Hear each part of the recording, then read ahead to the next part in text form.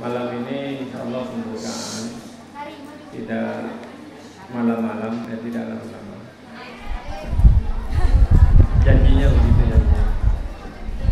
Yang pertama saya bertanya, pertanyaannya sulit ya. Kemarin terakhir ayat berapa? Ya. Ada yang masih ingat? 152.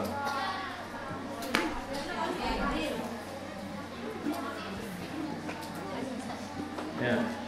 Surat An-Nisa. An-Nisa itu artinya apa? Perempuan. Itu jamak apa mufrad?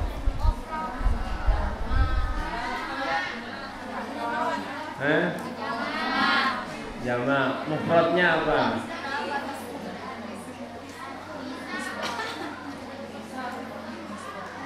An-Nisa. Itu jamak apa mufrad? Jamak. Kalau jamak mufradnya apa?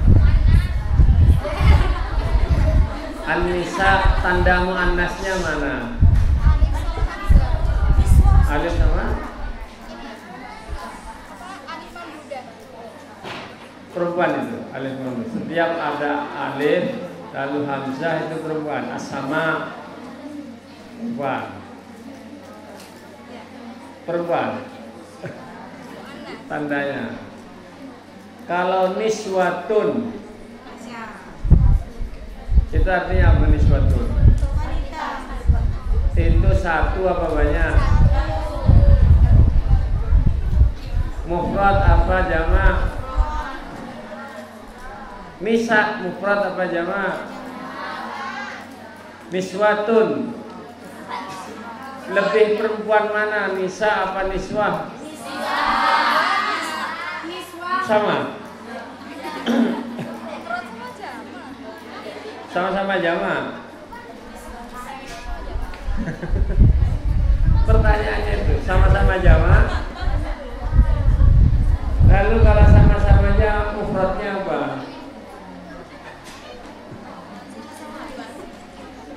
Niswatun itu perempuan apa laki-laki? Jamak apa mufrad? Terdapat di surat apa? Terdapat di surat Yusuf. Surat Yusuf laki atau perempuan? Depannya niswatun apa di surat Yusuf?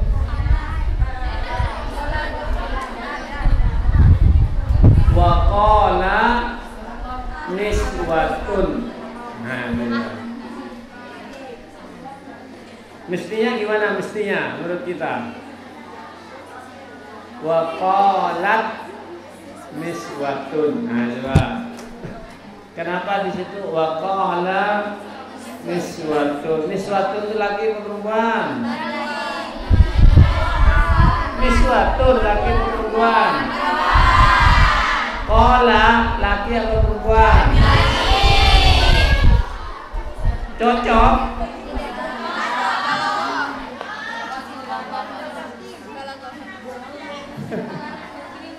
Gimana ini ya? Ya, mufradnya niswatun, nisaun itu mufradnya adalah mufradnya adalah mar'atun.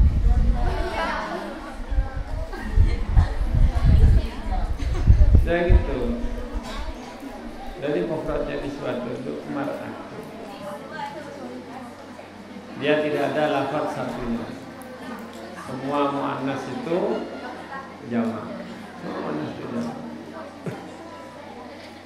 Ya, jadi surat An-Nisa. Ya. Kalau surat Ar-Rijal ada berapa? Tidak ada surat. Surat An-Nisa turun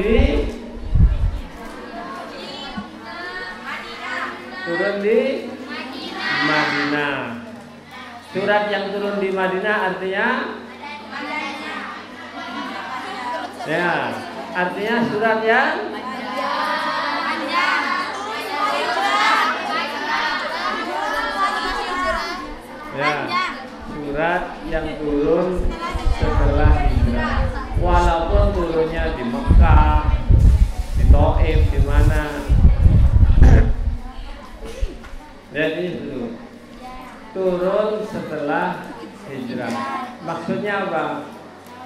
sebelum hijrah itu kondisinya berbeda. Setelah hijrah berbeda. Hari ini ada alumni Putri yang biasa di sini membuat resolusi berubah dari tahun 2022 di tahun 2023 berubah. Namanya adalah ya D5, namanya D5. Dia berubah hari ini, berubah apa namanya? Berubah status. Kalau antum mau berubah selalu change to better. Bahasa Maduranya change to better, berubah untuk lebih baik. Karena itu didoain, doanya sama. Barakallahu laka wa baraka alaika. Nah gitu. Wa jama'a fi bacanya harus pendek ya, wa jama'a. Enggak boleh wa jama'a. Nah itu artinya berbeda. Surat An-Nisa turun di Madinah. Ciri yang turun di Madinah, satu, panjang. Ya, panjang, cirinya panjang. Anak SD kalau bicara pendek-pendek. Orang kalau sudah kuliah ngomongnya panjang-panjang. Kenapa? Anak baru lahir ngomongnya pendek. Mama, itu mama, papa, mama. Nah itu. Nggak ada baru lahir. Saya sesungguhnya setelah mengalami hal-hal lain. Ya, orang yang bisa bicara pendek begini. Dia orang yang tegas. Ikut, tidak. Ikut, siap. Tapi panjang-panjang itu susah. Ya, bikinlah yang pendek-pendek. Iqra bismillahika ladzi khalaq. Qul huwallahu ahad. Allah. Itu ciri Mekah, tegas, lugas, jelas. Kalau Madinah agak panjang, panjang. Ya itu ciri-ciri umum. Ya, ciri materi ada. Nah itu nanti bersama Ustaz Imam Hasanuddin. Ya, betul Ustaz Imam. Nah, jadi surat An-Nisa. Padahal kita sudah sampai ayat 148. 152. Arti An-Nisa masih ruwet. Wa qala niswatun fil madinati imra'atul aziz turawidu fataha an nafsihi qad syarafaha hubba inna lanaraha fi dhalalim mubin. Mengapa pakai kola, enggak kola? Sesungguhnya yang berbicara itu bukan hanya perempuan, tapi laki, perempuan, tua, muda, gumpal.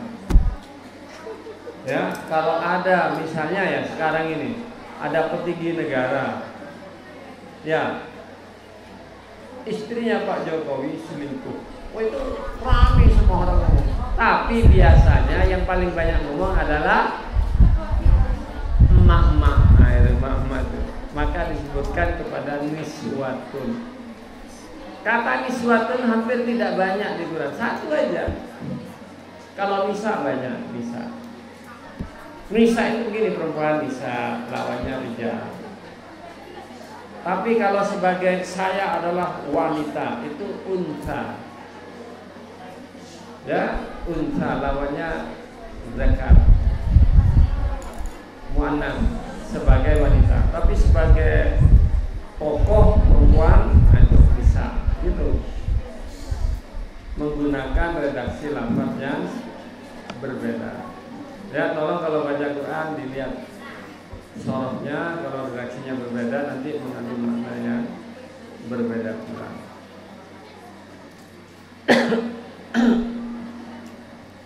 Ya.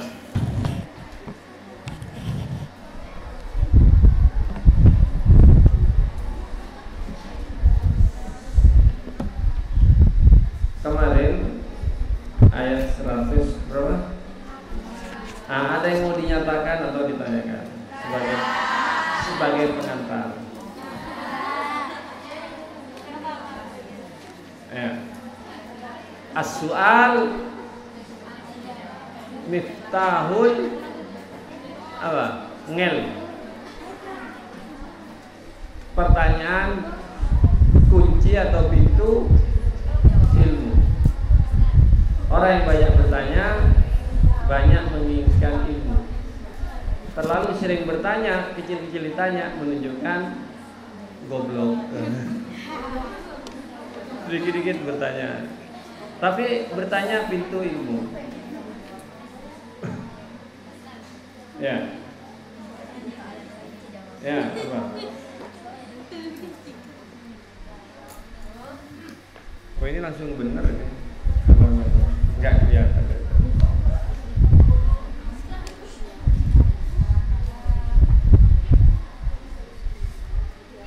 Ini pakai mic biar kedengaran. Dari tadi lambat pakai mic. Kalau nggak berani sendiri biar nurut. Yang berani.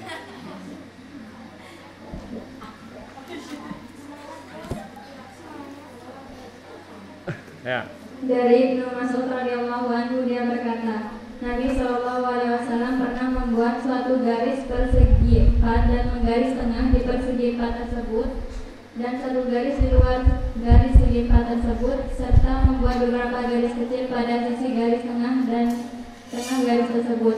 Lalu beliau bersabda, ini adalah manusia dan ini adalah ajalnya, yang tengah mengintainya atau yang mengelilinginya, dan yang di luar ini adalah cita-citanya, sementara garis-garis kecil ini adalah rintangan-rintangannya. Jika ia berbuat salah, maka ia akan terkena garis ini. Jika berbuat salah lagi, maka garis ini akan mengenainya. Hadis riwayat Bukhari, An-Nawawi, Riyadhus Shalihin, nomor hadis 577. Terus? Itu gambarannya gimana, Ustaz? Pertanyaannya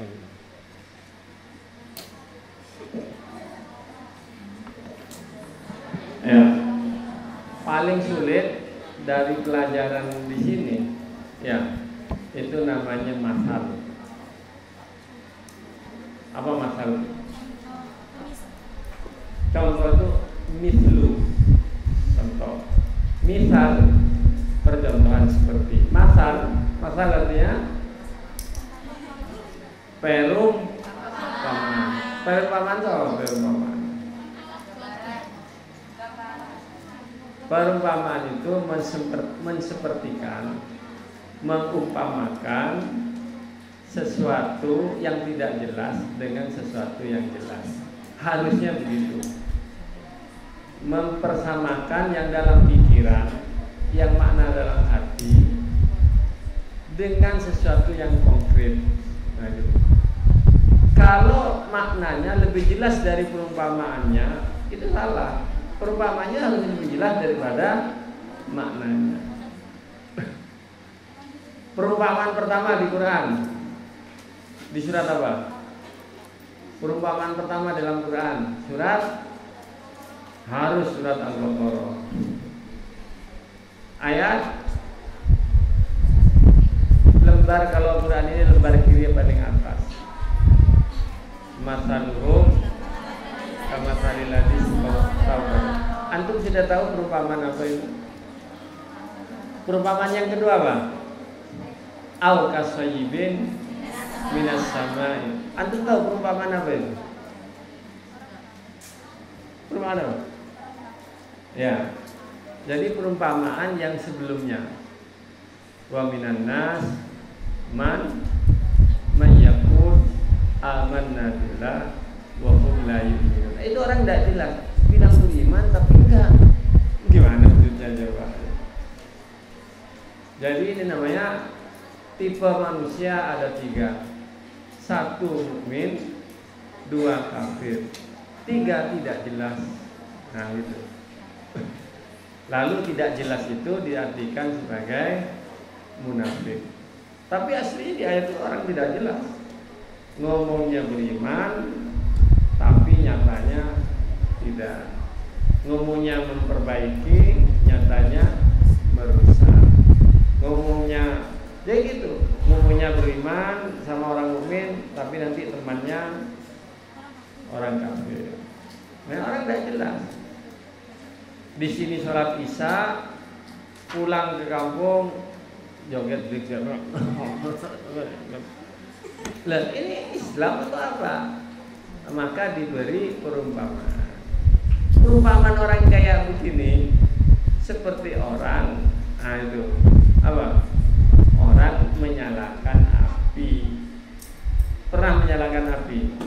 Kapan antum menyalakan api?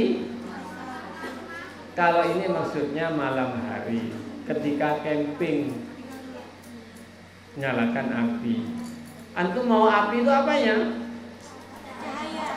Mau cahayanya apa mau panasnya? Ternyata karena malam hari mau panas, mau cahaya, tidak mau panasnya. Orang munafik kayak gitu, mau enaknya, tidak mau susahnya, gitu. Istauqada naron falamma adoa itu bercahaya. Ini namanya nur. Yang ini namanya nur. Kalau yang di situ namanya nar. Ya, tahu ya? Yang itu nar. Ini nur ini ada narnya. Naro ya nuru nur. Naro ya niru niron. Nah, nar ya nur artinya cahaya. Nar ya nir artinya api. Jadi nur dengan nar itu bertetangga. Yang dari nur namanya malaikat. Yang dari nar namanya jin, setan. Sama nggak bisa kelihatan. Karena dia bukan tanah, bukan benda padat, jadi nggak kelihatan. Kayak angin kelembungan, kalau ditiup di balon ya bulat gitu. Kayak gitu. Jin dan jun itu ya. Nah dia ada orang malam hari pingin cahaya, menyalakan api, tapi nggak mau panasnya. Itu perumpamaan sulit. Orang yang mau mengerti sulit perumpamaan. Coba antum percaya nggak? Orang Indonesia perumpamaan paling terkenal. Engkau bagai bulan purnama. Nah, maksudnya apa maksudnya itu? Maksudnya apa? Jerawatan. Jadi malam itu digambarkan kalau ada wanita cantik keluar itu seperti bulan purnama. Karena zaman dulu nggak ada listrik, keluar di bulan. Oh senang kita dulu anak-anak tuh jarang ada listrik, kalau ada bulan senang malam purnama itu. Kayak gitu. Nah wanita cantik diibaratkan bulan purnama. Sekarang banyak listrik, nggak lihat bulan purnama. Malah kalau dilihat bulan purnama ini kayaknya ada jerawatnya, ada bopengnya. Bulan. Ya itu perumpamaan. Nah Nabi memberi perumpamaan. Batas katanya itu, batasnya ini, kotaknya itu adalah ajal, nasibnya kita. Ya, kotak ini nasib. Kotaknya itu, antum sejak lahir ya dalam kotak itu antum. Seumur antum lahir sampai mati di kotak itu. Di garis kecil antum perjuangan. Manusia hidup penuh dengan perjuangan. Apa walaupun halak nabi insan di kabar. Jadi memaksa hidup. Ya mau lahir aja memaksa itu. Mau jalan anak kecil memaksa, berjuang. Tapi ada yang nerobos garis. Yang nerobos garis itu adalah angan-angannya tuh. Angan-angan. Ya, angan-angan tuh. Coba tuh suruh bikin angan-angan tuh. Wala tamnun fastakbir. Berangan-angan tuh. Sekiranya saya hidup 1000 tahun lagi. Mah problem antum hidup 1000 tahun. 100 tahun saya lumayan, 101 tahun nggak bisa ngapa-ngapain. Gitu. Ketahuan cucunya, nenek lucu, jadi nenek antik selama 900 tahun. Mau antum? Antum kalau di sekiranya nanti andai aku hidup 1000 tahun lagi, Khairul Anwar, bikin puisi itu. Kalau antum dikasih uang, dikasih emas 1 lembah Uhud, orang mau 2, setelah 2, 3. Jadi angan-angan manusia itu nggak pernah tua, muda terus angan-angannya. Ya, umur sama harta biasanya. Ya, antum cukup berumur 65 sampai 70 tahun, 65 tahun. Setelah itu siap-siap. Kalau sahabat atau orang tua dulu, kalau sudah umur 40 tahun ke atas, itu bisnis sudah mulai ditutup. Ya, dari muda kayak antum ini mulai bekerja. Kalau sekarang itu enggak kan, main HP gitu. Dulu tuh orang nggak ada sekolah dulu. Dididik ini ngaji kerja terus sampai 40 ditutup ibadah. Kita sampai kakek kerja terus. Makanya di sini ada pensiun itu sebagai ibadah.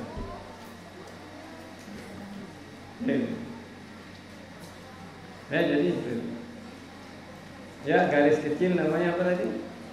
Perintangan, cobaan dalam hidup.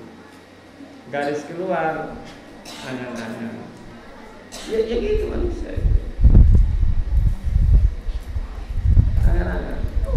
Yang bikin manusia tidak bahagia. Ya, ini kan tanya. Yang bikin manusia tidak bahagia. 1, terlalu banyak angan-angan atau kurang beramal. Jadi itu. Untuk kasus ginian ya, terlalu banyak angan-angan sehingga itu menderita, sedih, ini nggak tercapai, ini kurang, ini gitu. Yang kedua, kurang beramal. Dari antum dikasih tugas nggak selesai, itu sedih. Kasih ini nggak ngerjain, aduh bingung. Jadi pengangguran diam itu sedih. Karena dibilang orang beriman beramal soleh nggak pernah sedih. Apa ayatnya itu? La khaufun alaihim walahum yahzanun. Jadi kalau antum masih kadang gelisah, sedih, itu dipertanyakan keimanannya. Nah, orang beriman nggak pakai sedih. Kalau sedih sedikit, ya, karena sedih itu sulit ngeremnya sebagian orang. La tahzan, ya la tahzan, jangan sedih. Itu bukan sedihnya yang dilarang itu, ya. Tapi jangan kemudian kita berlama-lama untuk bersedih. Jangan cari sebab-sebab yang membuat sedih. Ini saya kira itu sebagai pengantar ya. Untuk yang akan datang ayat 153. Itu sangat berbeda dengan bahasan ayat sebelumnya. Ya, berbeda dengan ayat sebelumnya. Ini kalau kemarin tentang orang munafik, ya, sekarang tentang orang apa? Tentang orang Yahudi. Saya ingatkan ya, membaca Quran adalah buku kehidupan. Antum buka di buku pertama itu adalah suara Quran adalah suara kehidupan. Yang paling banyak di ayat Quran itu cerita Nabi Musa, cerita orang Yahudi, cerita orang Nasrani. Hampir tidak ada cerita Sobiin, itu cuma disebut lewat. Yang ketiga Yahudi, Nasrani, yang ketiga musyrikin. Yang berkuasa di dunia itu kalau bukan orang Yahudi walaupun sedikit, orang Nasrani, sekarang orang anti agama. Sudah itu. Tapi yang menjadi kiblat dua saja, Yahudi dan Nasrani. Jadi itu semakin banyak disebut itu penting di Quran. Kalau jarang disebut pentingnya berkurang. Karena itu ada yang disebut cuma sekali, 2 kali, seperti itu. Ya supaya baca Quran. Karena pernah Syekh Yusuf Qaradawi waktu sehari hari nuzulul Quran beliau berbicara tentang perang. Diprotes sama imam masjidnya di situ. Yalla ya Syekh alimhum dinahum.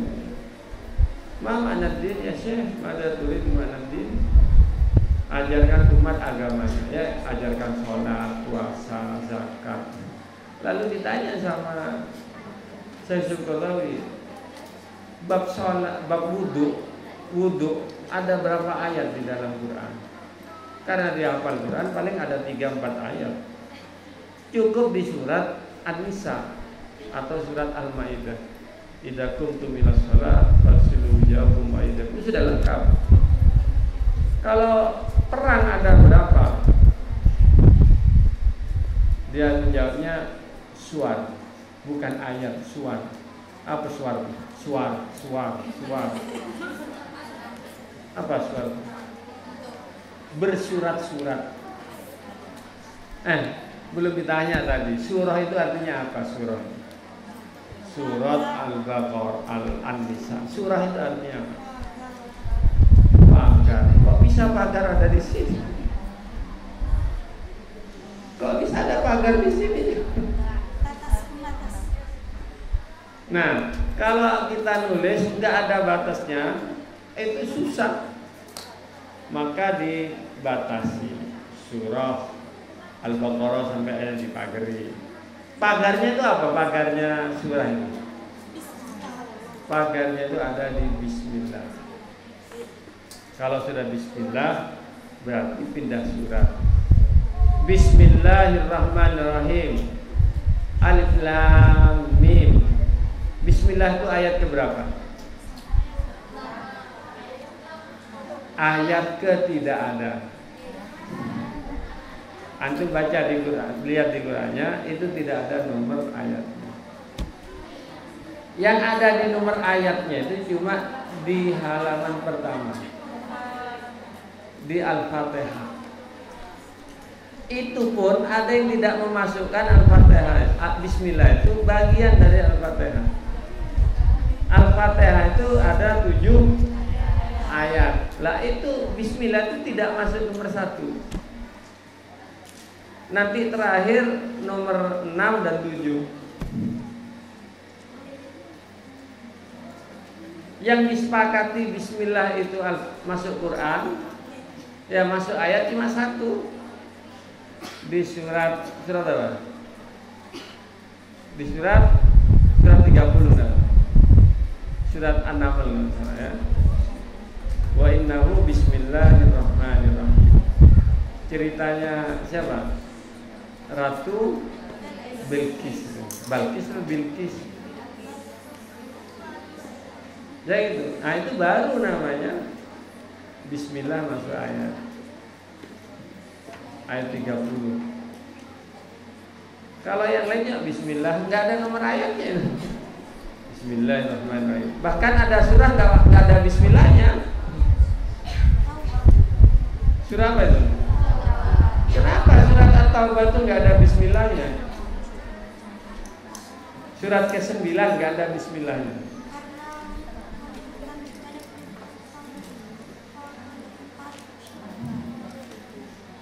Ya, nah itu ada beberapa jawaban. Ya, jadi ada yang menghimpun Quran itu dibagi 4. Ya, satu namanya 7 surat yang panjang, namanya Sab'ut Tiwan. Nah, 7 surat yang panjang itu gabungan antara Al-Anfal dengan At-Taurat, yaitu langsung cerita tentang perang. Yang kedua karena isinya bara'atun minallah, Allah berlepas diri dari orang kafir, orang musyrik, maka tidak perlu pakai bismillah. Tapi aslinya karena sahabat tidak menuliskan bismillah di situ, itu aslinya.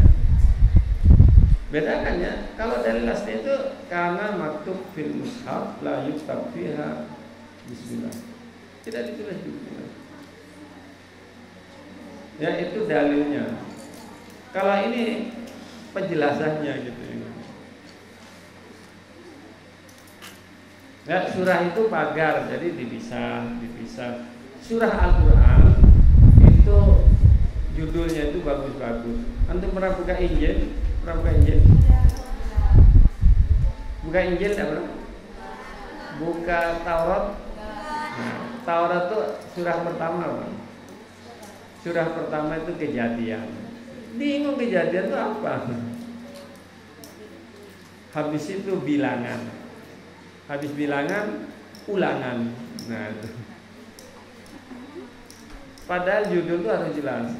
Antum mungkin bingung juga, kok judulnya Al-Baqarah?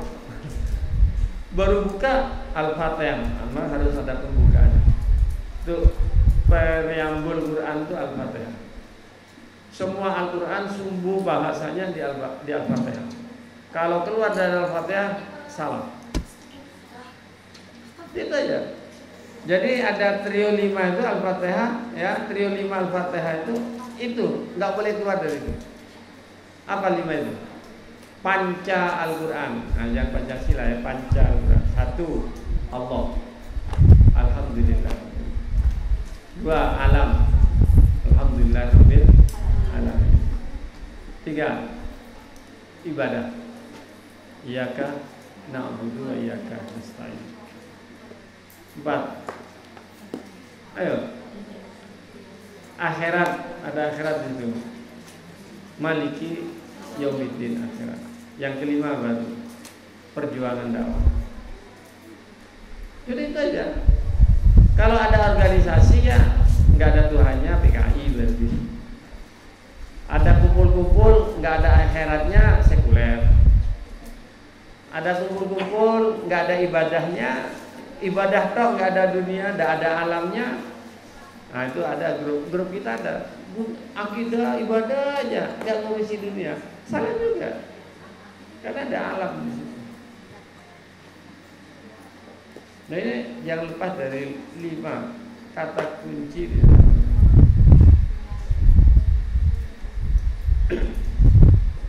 Ya, saya kira itulah yang bisa dibacakan. Karena grup tengah itu lihatnya ke atas saja, ke atas, nggak tahu di atasnya ada apa. Lihatnya ke atas gitu. Ya, aku kalau ada astagfirullahaladzim. Assalamualaikum warahmatullahi wabarakatuh.